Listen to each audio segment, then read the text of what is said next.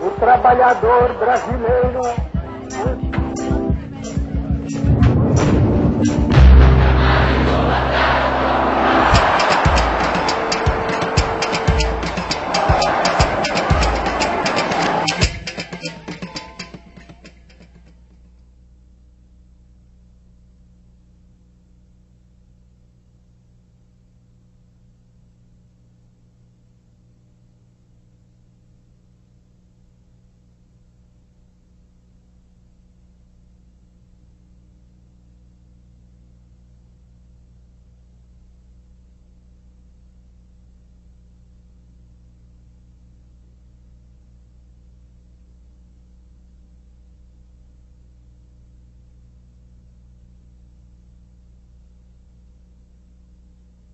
Pois conseguimos organizar o trabalho nacional segundo os princípios cristãos da justiça social, sem abalos econômicos.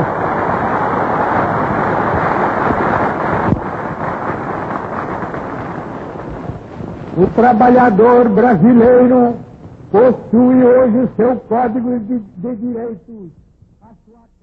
Um pouco antes da queda de Getúlio Vargas, começou a constituição dos partidos políticos que iriam existir durante os anos democráticos entre 1945 e 1964.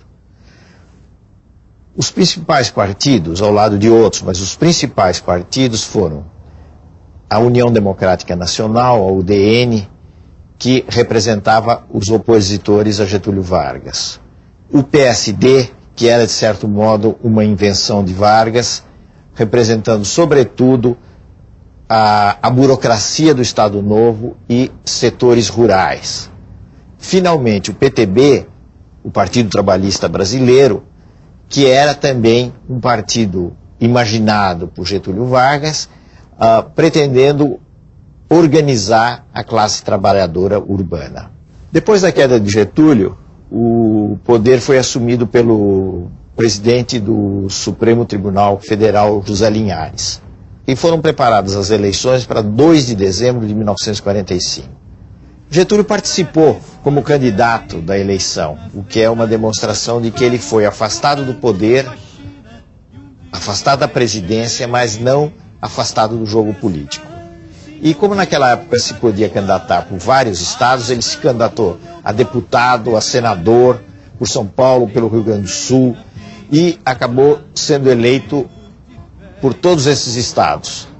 Acabou, inclusive, tendo que fazer uma escolha, naturalmente, e tornou-se senador pelo Rio Grande do Sul. Meu nome é Rio Grande, eu sei que nasci para ser tradição.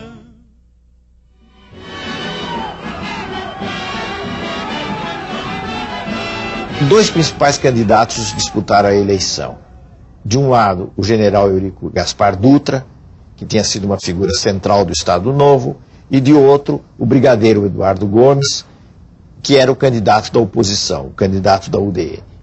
Curiosamente, os dois eram militares, mas a gente pode dizer que Eduardo Gomes era um militar liberal e Dutra vinha da tradição autoritária do Estado Novo.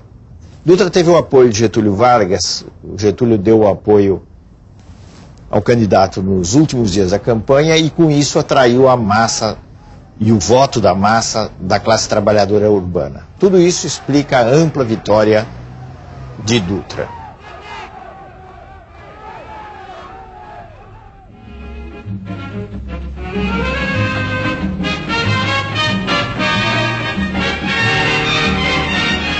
Ao mesmo tempo em que se procedeu à eleição de Dutra, se procedeu à eleição para uma Assembleia Constituinte, isto é, a eleição de figuras políticas encarregadas de elaborar uma nova Constituição. A Constituição que foi aprovada em 1946 e que ficou em vigor até 1964, tinha características que nós poderíamos chamar de liberal-democráticas, isto é, estabeleceu a divisão entre os poderes, o executivo, o legislativo, o judiciário, a representação através do voto individual das pessoas para a Câmara, para o Senado, e todo um capítulo também existia garantindo liberdades de expressão, liberdades democráticas. Uma última coisa que é significativa na Constituição de 46 é que ela definitivamente estabeleceu o voto às mulheres. Então, todas as mulheres maiores de 18 anos tiveram o direito e a obrigação de votar, assim como os homens. Do ponto de vista econômico, o governo Dutra passou de um modelo chamado de liberal para um modelo em que havia maior controle do Estado. E na época dele, ocorreu no plano internacional uma coisa muito importante, que foi a passagem de uma época de confraternização das potências que ganharam a Segunda Guerra Mundial para o início da Guerra Fria, que pôs frente a frente os Estados Unidos e a União Soviética. Trabalhadores do Brasil, eu vos dirijo minha palavra neste momento nacional.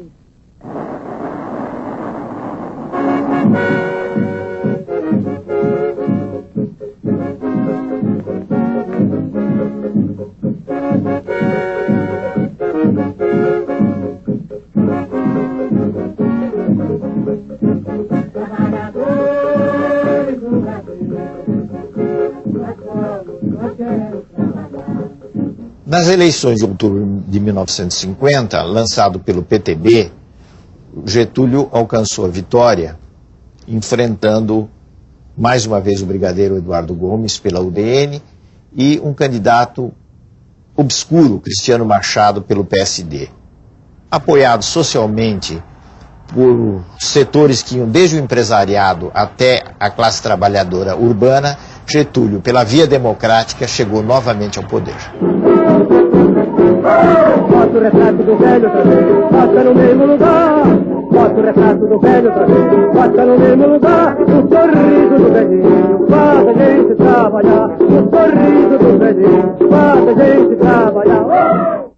Getúlio Vargas voltou ao poder em circunstâncias muito diferentes daquelas que tinham sido as dos 15 anos do seu primeiro governo.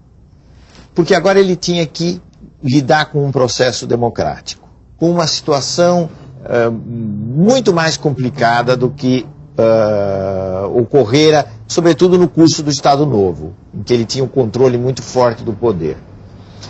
Ele teve que lidar com divisões no interior do Exército, disputas no interior do Exército, disputas na sociedade e um quadro econômico que foi se tornando complicado, especialmente com o agravamento da inflação. Na área da economia, do grande modelo, digamos assim, da grande orientação econômica, nós podemos dizer que não houve um corte com o advento, com a instalação do período democrático. Por quê? Porque o mesmo modelo de forte intervenção do Estado na economia, de controle da economia por parte do Estado nos setores básicos, continuou a existir. Um dos momentos de mobilização mais intensa do segundo governo Vargas foi o momento da luta pelo petróleo, a luta pelo monopólio estatal do petróleo, que deu origem à formação da Petrobras. Essa luta é muito interessante, porque na realidade mostrou que havia mais possibilidade de mobilizar o país inteiro em torno de certos valores que não eram de classe operária, classe trabalhadora, etc., mas que eram valores nacionais.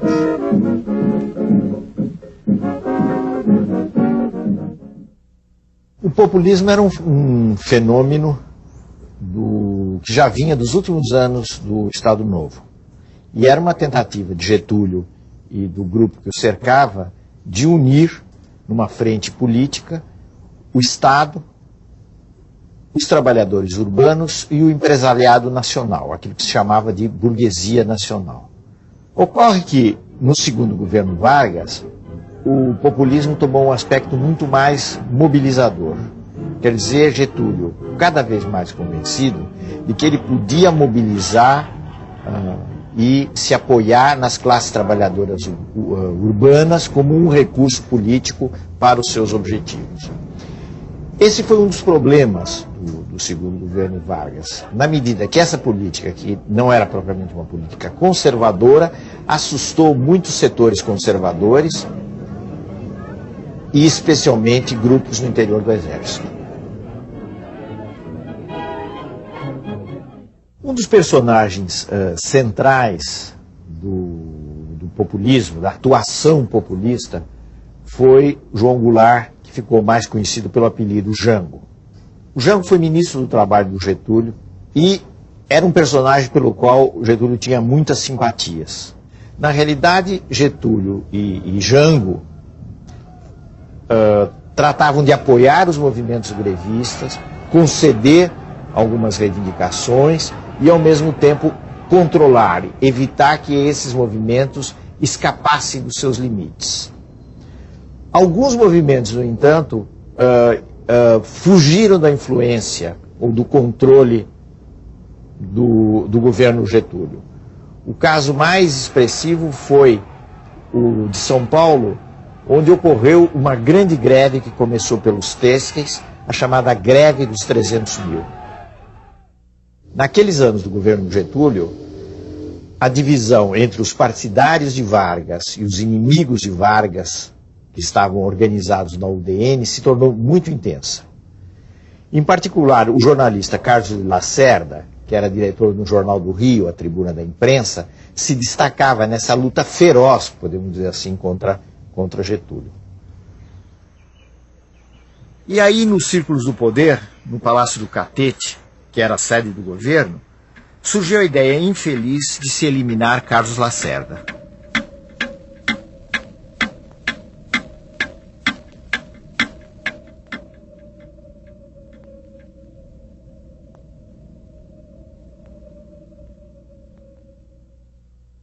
O atentado contra Lacerda foi um verdadeiro desastre. Primeiro porque o atentado em si era uma ideia absurda, indigna, e depois porque toda a ação foi muito mal executada, resultando na morte de um companheiro de Carlos Lacerda que estava ao lado dele quando ele entrava no seu apartamento na Rua Toneleiros, no Rio de Janeiro. Esse amigo de Lacerda era o Major Vaz da Aeronáutica, que se transformou numa espécie de mártir e de emblema dos opositores de Getúlio. A morte do Major Vaz teve um efeito eletrizante, começou-se a acusar os íntimos de Getúlio e o próprio presidente da prática de corrupção. O próprio Getúlio falou que havia um mar de lama à volta dele, que ele não conhecia, e ele realmente se sentiu encurralado e acabou dando um tiro no peito em 24 de agosto de 1954, deixando uma carta chamada famosa Carta Testamento de Getúlio Vargas.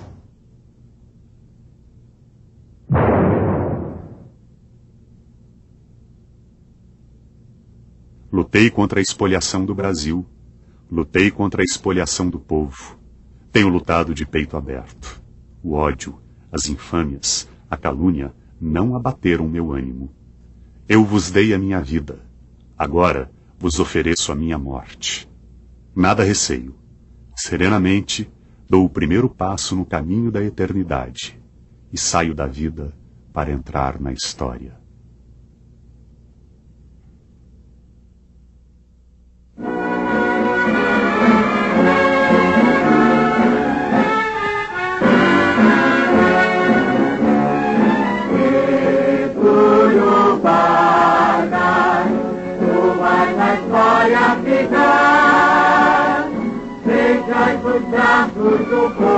Getúlio foi a figura política mais importante do Brasil no século XX, apesar de todas as suas contradições. Com a morte dele por razões políticas, com esse sacrifício, ele se converteu perante as massas populares num verdadeiro mito.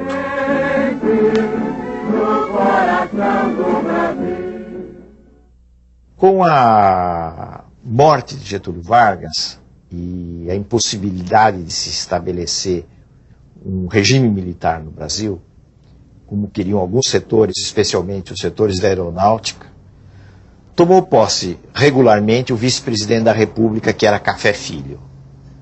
O vice-presidente fez uma política favorável aos setores que haviam derrubado ou concorrido para o suicídio de Getúlio Vargas. De forma que, sob esse aspecto, não houve propriamente de imediato uma luta política muito forte. Em outubro de 1955 se realizaram eleições. Então, houve uma continuidade no processo democrático, apesar de todo o drama da morte de Getúlio Vargas e dos momentos incertos que se sucederam e que ainda iriam se suceder. Nessa eleição de outubro de 55, se estabeleceu uma união que foi clássica desse período entre o PSD e o PTB. Os dois partidos lançaram a candidatura de Juscelino Kubitschek à presidência da República. Então, Juscelino foi eleito com um percentual de aproximadamente 36% dos votos, tendo-se que considerar que nessa época não existia o processo eleitoral em 2 turnos. Quem chegasse na frente no primeiro turno, fosse com que porcentagem fosse, ganhava as eleições. Entre a vitória de Juscelino e a posse do Juscelino ainda houve muitas complicações. Porque a UDN, o setor militar, adversário do getulismo, se opuseram fortemente à posse de Juscelino. Mais uma vez surgiu a tentativa de interrupção do processo democrático. O vice-presidente Filho sofreu um ataque cardíaco, haveria uma substituição dele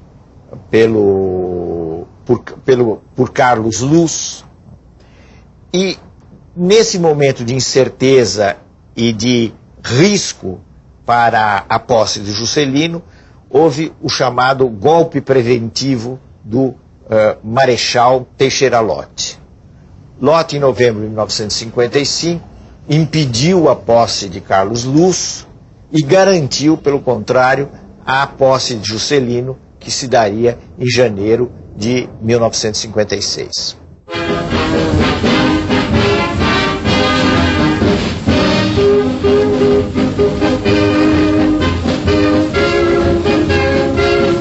A multidão cresce a cada instante em frente ao Palácio Presidencial. A multidão penetra nos jardins.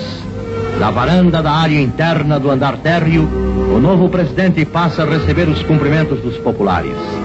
Desfilam diante do chefe do governo, apertando-lhe a mão e abraçando-o efusivamente, trabalhadores, senhoras, jovens e velhos. O governo de Juscelino, que começou com tantas incertezas, se realizou de uma forma relativamente estável e com muitos apoios. Vilmente inédita em nossa história, os bravos soldados do Brasil. O Juscelino conseguiu reunir em torno dele amplos setores da população. E isso, sobretudo, através da realização de um programa que ficou conhecido como o Programa de Metas.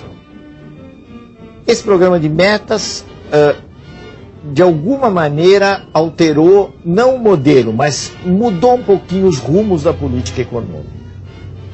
Juscelino passou do nacionalismo econômico que vinha do passado a uma espécie de desenvolvimentismo econômico. Qual é a diferença disso? A diferença consiste em que, admitindo o papel importante do Estado e insistindo no desenvolvimento econômico, Juscelino incentivou os investimentos privados, como se viu principalmente com a criação de uma indústria automobilística no país. Novembro de 1959.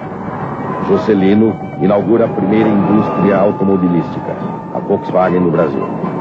A classe média orgulhava-se dos automóveis e eletrodomésticos made in Brasil.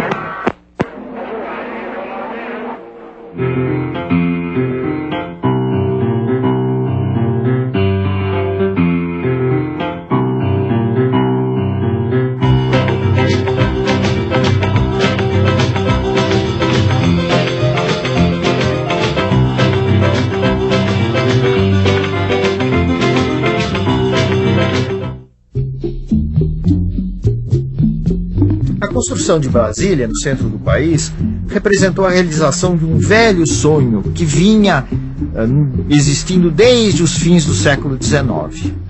Do ponto de vista urbanístico, foi algo de impressionante, porque não havia nada em Brasília, havia o Cerrado do Planalto Central, e ali se ergueu uma cidade, toda ela planejada a partir da capacidade do planejamento dos arquitetos Oscar Niemeyer e Lúcio Costa. De tal forma que Brasília se tornou uma espécie de emblema do avanço da civilização, com seus problemas, mas também com as suas virtudes, no centro-oeste do país.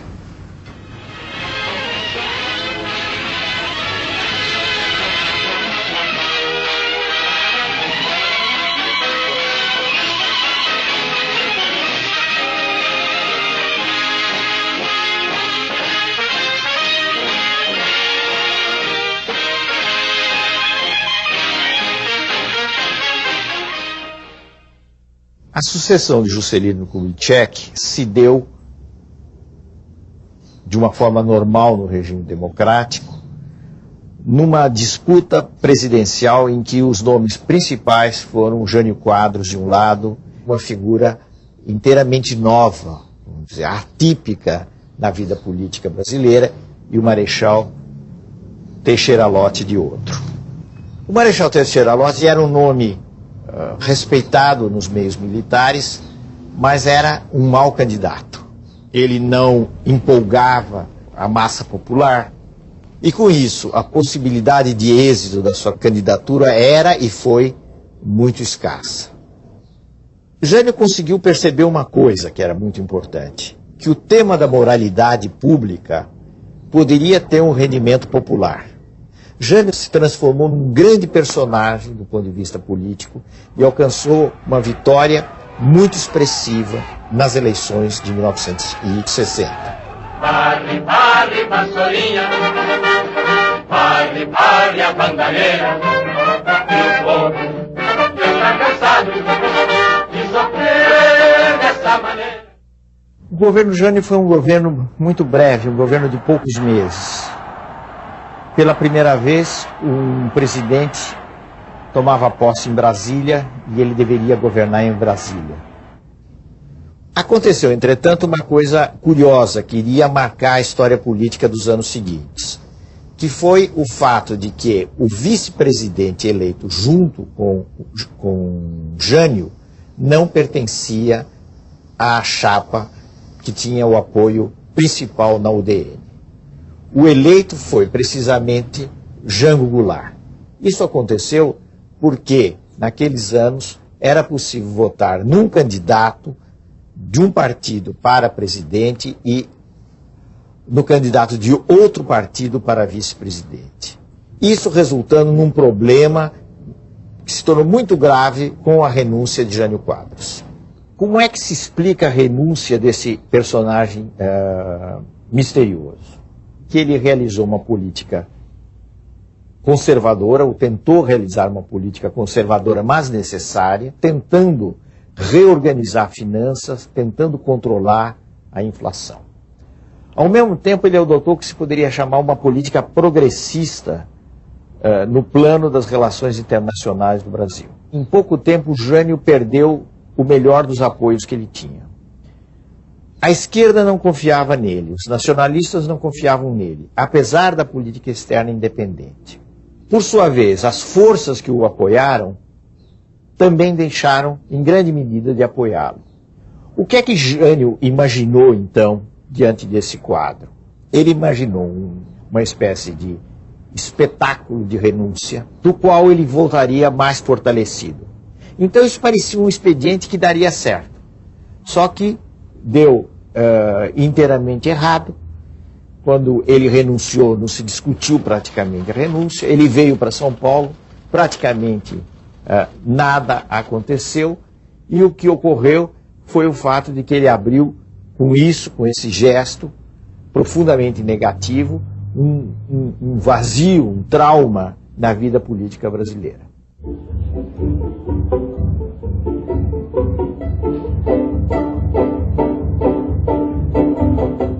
o vice-presidente que deveria tomar posse era Jango Goulart, que era uma figura muito controvertida e criticado fortemente pelos meios militares que haviam apoiado o Jânio. Houve um período em que se teve a impressão, durante algumas semanas, de que haveria um golpe e que o vice-presidente Jango Goulart não tomaria posse. Afinal, se chegou a um acordo e se instituiu no Brasil um regime parlamentarista. Quer dizer, o presidente teria alguns poderes, mas não todos os poderes. E, na realidade, seria o parlamento quem teria o maior poder através da figura de um primeiro-ministro.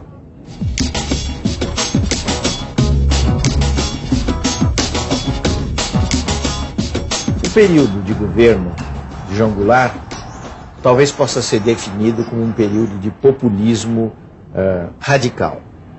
Houve um populismo do fim do Estado Novo, depois um populismo mais mobilizador do segundo governo Getúlio, e no governo Jango, na realidade, ele tomou aspectos de maior radicalidade.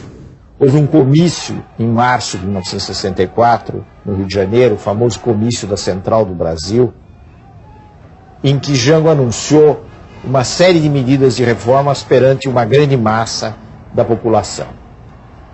E deu com isso a impressão de que estavam se iniciando as chamadas reformas de base, a reforma agrária, a reforma urbana, que conduziriam o país, ao ver dos conservadores, a um rumo desconhecido.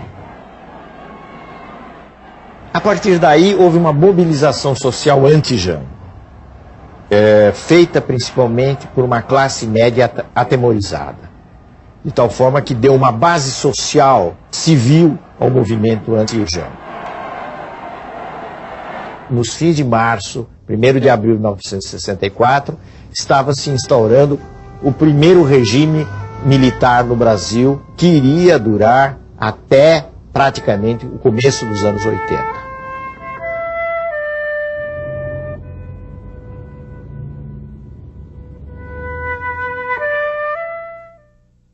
No próximo programa, os generais no poder, o milagre econômico, os sucessos e os fracassos do regime militar no Brasil.